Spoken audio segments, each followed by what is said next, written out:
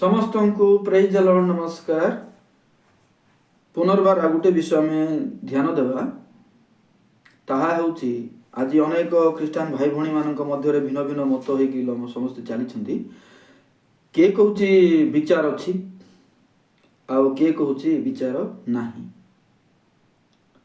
तो विचार अच्छी बोली कहवा लोक विचार नाही बोली कहवा लोक को घृणा करुची आ विचार नाही बोली कहवा लोक विचार अच्छी बोली कहला लोक को घृणा करुची। तो ए उपरे आमे पुंखानुपुंख भाव में भलरे आलोचना करिबा आ सेति पय आपण माने पूरा वीडियो को भलरे देखंतु बुझंतु। तो ता पूर्व प्रार्थना करिबा। धन्यवाद प्रभु सुंदर समय देलो। एई समय प्रभु आम माने गोटे सत्य को आलोचना करिबु आ से सत्य को आमे परिवर्तन करिबु नहीं बरम सत्य द्वारा आमे परिवर्तित हेबु ए प्रकार हमको सहायता कर। प्रार्थना जीसु को नाम रे मागिलु आमेन। तो आमे रेफरेंस नहीं कथावार्ता है भाई गुडी को जॉन पुस्तक 3 पर्व 17 एवं 18 जेणु जगतर विचार करने निमंते ईश्वर अपना पुत्र को जगत को प्रेरण न करी जगत जेपरी ताहांको द्वारा परित्राण प्राप्त हुए एथिपाई ताहांको प्रेरण कले। जे ताहांଠାରେ विश्वास करे से विचारित हुए नहीं, जे विश्वास करे नहीं से विचारित हो सारिलानी, कारण से ईश्वरंको अद्वितीय पुत्रंको नाम रे विश्वास करी नहीं। मु जेतेबेले प्रथमे मोर पिला बेले चर्च को जाउथिली तो मु ए प्रकार अनेक प्रचार सुनिछि सेटे प्रकृत रे विचार अछि बोले कि आ विचार केमती हबो लोक मानकर कहिबा अनुसार जे भलो मंद दीटा विचार हबो एपटे भलो एपटे मंद ओजन करा हबो। जदि भलो जिंस आपण बेसी करिसंती नरक को जीवे नै रक्षा पाइबे। जदि मंदटा बेसी हेछि बोले आपण नरक को जीवे। मंदटा बेसी हेछि भलो भी करिसंती मात्र मंद बेसी करिसंती तेणु नरक को जीवे। जदि भलो बेसी करिसंती मंद भी करिथांतु किंतु भलो जदि बेसी करिसंती तेबे आपण नरक को नै स्वर्ग को जीवे। एही प्रकार विषय प्रकृत रे मु सुनिछि जे विचार अछि बोली। मु जानि नै आपण मानकर सेही ऊपर मतवाद कोन जे एमती लोक छंती के विचार अछि बोली कहूछि के नै बोली कहूछि। तो एबे हमें पढ़िलु कौन लिखा अछि जे यीशु को विश्वास करे से विचारित हुए नहीं लिखा अछि 18 पद जे यीशु को विश्वास करिछि से विचारित हुए नहीं 16 17 18 ईश्वर जगत केडे प्रेम कले आपण अद्वितीय पुत्र को दान कले जेपरि जे केही तांकर विश्वास करे से विनष्ट न होई अनंत जीवन प्राप्त हुए। जे विश्वास करिवो से विचार होई अनंत जीवन प्राप्त हेबो सेमति लेखा ही नहीं। जे विश्वास करिवो से विचारित न होई बोली लेखा अछि। तेणु 17 पद कहूछि कि यीशु जगत को जते आसिले विचार करिया पई ईश्वर तांको पठेई नांती बरं परित्राण करिया को पठेइले लेखा अछि। 18 पद सेते पई कहूछि जे यीशु को विश्वास कला से मानकर विचार नहीं, जे विश्वास करी नहीं से मानकर विचार सरिला बोली लेखा अछि। तो ए अनुसार हम कोन बोली कहबा विचार अछि बोली कहबा कि विचार नाही बोली कहबा। आ गोटे पद देखंतु से सुसमाचार जन 5 और 24 पद सत्य सत्य मु तुमन कहूछि जे मोहर वाक्य सुनी मोर प्रेरणकर्ता को विश्वास करे से अनंत जीवन प्राप्त होई अछि पुणी से विचारित न होई बरं मृत्यु को अतिक्रम करी जीवन रे प्रवेश करी अछि। देखंतु एठी मते क्लियर लिखा अछि जे यीशु को ग्रहण करूची यीशुकर प्रचार को मानुची एवं पिता को विश्वास करूची जे यीशु को पिता पठेइले एटा पिता को द्वारा ही हेजी बोली जे माने ग्रहण करे सेई लोक कोन से अनंत जीवन प्राप्त होई अछि लेखा अछि। विचार हला परे पाइबो बोली लेखा नहीं। यीशु को जे ग्रहण कला आ यीशु को पिता पठेइछंदी बोली जे विश्वास कला से लोक कोन कला अनंत जीवन प्राप्त होईछि पुणी विचारित न होई लेखा अछि। विचार हला परे बोली लेखा नहीं। विचारित न होई माने विचार हेबो नहीं तार न होई बरम मृत्यु को अतिक्रम करिछि, नरक को अतिक्रम करिछि, विपद को अतिक्रम करी जीवन रे प्रवेश करिछि लेखा अछि। तेणु एई पद द्वारा आम कौन जानी पारलु जे जड़े लोक कौन विचारित हेबो नहीं, से मृत्यु को अतिक्रम कर सारी अनंत जीवन पाइछि बोली लेखा अछि, तो विचारित हेबो नहीं। तो ए पद अनुसार विचार नहीं बोले आम कहि पारबा। किंतु गोटे पद आम देखा प्रकाशित 20 पर्व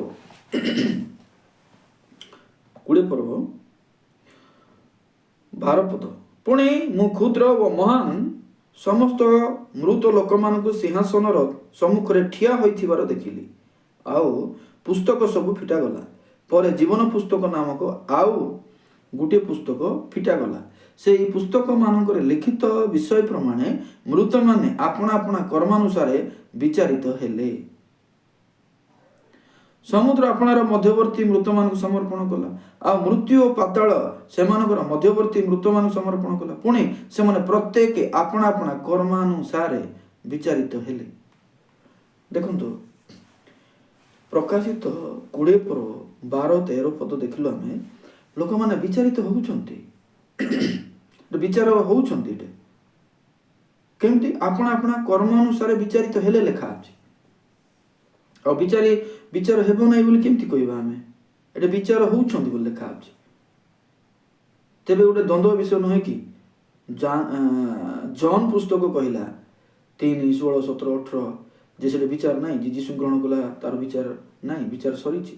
कहीं यीशु ख्रीष्ट जगत को आसिले विचार करबा निमंते नहे बरम परित्राण देबा निमंते। किंतु प्रकाशित को देखिले विचार अछि कि नहीं, विचार अछि। समस्त अपना अपना कर्म अनुसार से विचारित हेबे लेखा अछि, विचारित हेबा विषय लेखा अछि। से जॉन 5:24 मध्ये कहूछि कि जे यीशु को विश्वास कला, परमेश्वर को विश्वास कला, से विचारित न होई अनंत जीवन प्राप्त होछि। तेणु एइटे लेखा अछि, से विचारित होउछन्ति। तेणु ख्रीष्ट रे भाई भणी माने, प्रभुंकर दास माने आमे चिंता करबा दरकार अछि जे प्रकृत रे कार विचार अछि आ कार विचार नाही। बाइबल केबे भूल नहे, गुटे जगह रे विचार अछि लेखा अछि, आ गुटे जगह रे विचार नाही बोली लेखा अछि। प्रकाशित कहूछि विचार अछि, आ जॉन पुस्तक कहूछि यीशु को विश्वास कला लोकर विचार नाही। तेबे आमे जानिबा दरकार निहाती आवश्यक अछि कार विचार अछि आ कार विचार नाही। तेणु विचार अछि बोली कहबा पई, विचार नाही बोली कहबा पई सत्य को जानिबार आवश्यक अछि। आ दीटा पद को मिसे की जानिबार अछि। खाली विचार नाही कहि देले होई जिवो सेंति नाही, तार दीटा भाव लेखा अछि। जॉन पुस्तक अनुसार जे यीशु को ग्रहण कला, ईश्वर को पुत्र बोली जे जानला, से लोक आ विचारित हो नाही। से लोक विचार न होय कि मृत्यु नरक को डेई कि से जीवन रे प्रवेश करिछि। जॉन पुस्तक अनुसार 17:3 यीशु को जानिबा ही अनंत जीवन अटे। यीशु को जानिबाटा अनंत जीवन। तो यीशु को जे जानिछि ग्रहण करिछि से विचार नाही बोली लेखा अछि। तेबे एटु प्रश्न, प्रकाशित रे जो माने विचार अछि, प्रकाशित रे जो माने विचारित होउछंती, से माने यीशु को ग्रहण करिथिबा लोक विचारित होउछंती कि? जदि यीशु को ग्रहण करिथिबा लोक विचारित होउछंती, तेबे जॉन पुस्तक रे लेखा हिथिबाटा भूल। सेति पई यीशु को जो माने ग्रहण करिछंती सेटा भूल केमती होबो? यीशु को जो माने ग्रहण कले से माने अनंत जीवन पाइछंती, से माने उद्धार होइछंती। तेणु यीशु को ग्रहण कला लोकर बाइबल रे विचार नाही, एटा क्लियर। काहे कि यीशु जगत को एथि पई आसले परित्राण देबा पई, मुक्ति देबा पई, उद्धार करा पई। जने लोक जदि पापी जदि ता ग्रहण कला, से रक्षा पाइला ना।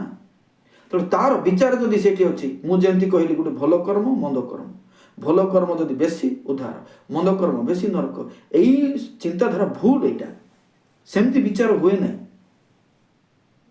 एमति जदि मन रे विश्वास अछि फिंगी दियंतु। विचार से मानकर नाही जो माने यीशु को विश्वास करिछंती, आ यीशु ତାଙ୍କ ପାଇଁ ପରିତ୍ରାଣ ସାଧନ କରି ତାହା ଜାଣିଛନ୍ତି, ସେମାନଙ୍କର ବିଚାର ନାହିଁ। ବିଚାର ଅଛି ବୋଲି ଡରେଇବା କିଛି ଦରକାର ନାହିଁ ପ୍ରିୟ ଭାଇ ଭଉଣୀ ମାନେ, ପ୍ରଭୁଙ୍କର ଦାସ ମାନେ। ବିଚାର ଅଛି। କେଉଁମାନଙ୍କର ବିଚାର ଅଛି? ପ୍ରକାଶିତ କାହାର କଥା କହୁଛି?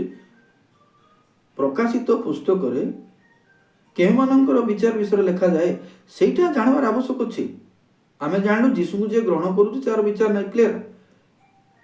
ତ ଯୀଶୁଙ୍କୁ ଗ୍ରହଣ କଲା ଲୋକ ଯଦି ବିଚାର ହଉନାହିଁ, ତେବେ ପ୍ରକାଶିତରେ ଯୋଉ ବିଚାର ଅଛି କାହାର?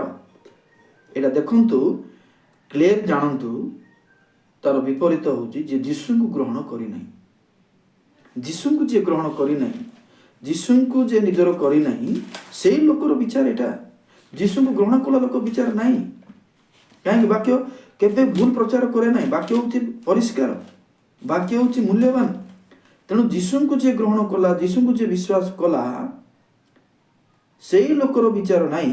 ଯେଉଁମାନେ ଯୀଶୁଙ୍କୁ ଗ୍ରହଣ କରନ୍ତି ନାହିଁ, ଯୀଶୁ ଈଶ୍ୱରଙ୍କର ପୁତ୍ର ବୋଲି ଯେଉଁମାନେ ମାନନ୍ତି ନାହିଁ, ସେମାନଙ୍କର ବିଚାର ଅଛି। ସେମାନେ ବିଚାରିତ ହେଉଛନ୍ତି। ତେଣୁ ମୁଁ କହିବାକୁ ଚାହୁଁଛି, ଆପଣମାନେ କ୍ଲିୟର ଜାଣିବାର ଅଛି କାହାର ବିଚାର ଅଛି, କାହାର ବିଚାର ନାହିଁ, ତାହା ଜାଣନ୍ତୁ। ଆଉ ଗୋଟେ ବିଷୟ ସେ ପ୍ରକାଶିତରେ ଦେଖନ୍ତୁ, ପୁସ୍ତକ ଦୁଇ ପ୍ରକାର। ପୁସ୍ତକ ଗୁଡ଼ିକ ଲେଖା ଅଛି, ଆଉ ଜୀବନ ପୁସ୍ତକ ଲେଖା ଅଛି। ଜୀବନ ପୁସ୍ତକରେ ଯେଉଁମାନଙ୍କର ନାଁ ଅଛି ସେମାନେ ନରକରେ ପଡୁନାହାନ୍ତି, ସେମାନେ ଉଦ୍ଧାର ପ୍ରାପ୍ତ ହେଉଛନ୍ତି। ଯେଉଁମାନଙ୍କର ନାହିଁ ସେମାନେ ନରକକୁ ଯାଉଛନ୍ତି। ତ ସେମାନେ କିଏ? ତ ଜୀବନ ପୁସ୍ତକ ହେଉଛି ଉଦ୍ଧାର ପ୍ରାପ୍ତ ମାନଙ୍କର ରେକର୍ଡ। ଆଉ ଗୋଟେ ଯୋଉ ଲେଖା ଅଛି, ଯୋଉ କ୍ଲିୟର ଲେଖା ଅଛି, ଯେଉଁମାନେ କର୍ମସରେ ବିଚାରିତ ହେଲେ। ଆଉ ଯୋଉ ପୁସ୍ତକ ଗୁଡ଼ିକ ରହିଲା, ଯୋଉ ପୁସ୍ତକ ଅଛି, ସେ ପୁସ୍ତକରେ ଉଦ୍ଧାର ହେଇନଥିବା ଲୋକମାନଙ୍କୁ ଲେଖା ଅଛି। ଯେଉଁମାନେ ଯୀଶୁଙ୍କୁ ଗ୍ରହଣ କରିନାହାନ୍ତି, ଉଦ୍ଧାର ହେଇନାହାନ୍ତି, ପାପ କ୍ଷମା ପାଇନାହାନ୍ତି, ବା ସମ୍ପୂର୍ଣ୍ଣ ଯୀଶୁଙ୍କ ଆଉ ପିତାଙ୍କୁ ଉଭୟ ପବିତ୍ରାତ୍ମା ସବୁ ଛାଡ଼ିକି ଅଛନ୍ତି ଅନ୍ୟମାନେ, ସେମାନଙ୍କର ବିଚାର ଅଛି। ବୁଝିପାରୁଛନ୍ତି? ତ ବିଚାର ସେମାନଙ୍କର ଅଛି ଯେଉଁମାନେ ଉଦ୍ଧାର ପ୍ରାପ୍ତ ହେଇନାହାନ୍ତି, ଯୀଶୁଙ୍କୁ ଗ୍ରହଣ କରିନାହାନ୍ତି, ଉଦ୍ଧାର ହେଇନାହାନ୍ତି, ସେମାନଙ୍କର ବିଚାର। ତ ସେମାନେ ଯେତେବେଳେ ବିଚାର ହେବେ, କେମିତି ବିଚାର ହେବେ? କର୍ମ ଅନୁସାରେ ବିଚାରିତ ହେବେ। ପ୍ରଭୁ ନ୍ୟାୟବାନ ଅଟନ୍ତି। ପ୍ରଭୁ କେବେ କାହାର ଅନ୍ୟାୟରେ କିଛି କରନ୍ତି ନାହିଁ। ତେଣୁ ଯେତେବେଳେ ସେ ବିଚାର କରିବେ, ଜଣକୁ ନରକକୁ ପଠେଇବେ। ଯଦି ଯୀଶୁ ଗ୍ରହଣ କରିନାହିଁ ତାକୁ ନରକକୁ ପଠେଇବେ, ପିତା ଗ୍ରହଣ କରିନାହିଁ ନରକକୁ ପଠେଇବେ, ଉଦ୍ଧାର ପାଇନାହିଁ ନରକକୁ ପଠେଇବେ। ତ ସେଇ ଲୋକ ଯେତେବେଳେ ନରକକୁ ଯା ବୋଲି କୁହାଯିବ, ସେ କ'ଣ ସହଜରେ ଯିବ? ଆଜି ସିନା ଆମେ ନରକ କହିଲେ ଡରୁନୁ, ସେ ସମୟରେ ଲୋକ ଡରିବେ, ଭୟ ହେବେ। ତେଣୁ ସେ ନରକକୁ ଯିବାକୁ ଇଚ୍ଛା କରିବ ନାହିଁ। ସେଇ ସମୟରେ ତାଙ୍କର ରେକର୍ଡକୁ ସେ ଜଣେଇବେ, ଦେଖ ଏଇ କାମ ପାଇଁ ତୁ ନରକକୁ ଯିବୁ, ଏଇ ବିଷୟ ପାଇଁ ତୁ ନରକକୁ ଯିବୁ। ତେଣୁ ସେଇ ଯୋଉ ରେକର୍ଡ, ସେଟା ଅନ୍ୟ ପୁସ୍ତକ ବୋଲି ଲେଖା ଅଛି। ତେଣୁ ମୋଟାମୋଟିରେ ଯଦି ଆମେ ଜାଣିବାକୁ ଚାହୁଁଛୁ, ଯୀଶୁଙ୍କୁ ଗ୍ରହଣ କଲା ଲୋକର ବିଚାର ନାହିଁ, ଯୀଶୁଙ୍କୁ ଗ୍ରହଣ ଯିଏ କରିନାହିଁ ତାର ବିଚାର ଅଛି। ତେଣୁ ଯୋଉ ବିଚାର ହବ, ଜଜମେଣ୍ଟ ହବ, କୋଉ କାରଣ ପାଇଁ ନରକକୁ ଜଣେ ମଣିଷ ଯିବ, ସେଇ ପୁସ୍ତକ ଲେଖା ଅଛି, ସେ ପୁସ୍ତକରେ ବର୍ଣ୍ଣନା କରାହେଇଛି, ତାକୁ ତାହା କ୍ଲିୟର କରାଯିବ, ସେ ନରକକୁ ଯିବ। ପରମେଶ୍ୱର ନ୍ୟାୟବାନ, ରାଗି କାହାକୁ ପଠାନ୍ତି ନାହିଁ। ତେଣୁ ମୁଁ ଆଶା କରୁଛି ଆପଣମାନେ ବିଚାର ଅଛି, ବିଚାର ନାହିଁ, ଏହାର ଅର୍ଥ କ୍ଲିୟର ଭାବରେ ବୁଝିଲେ।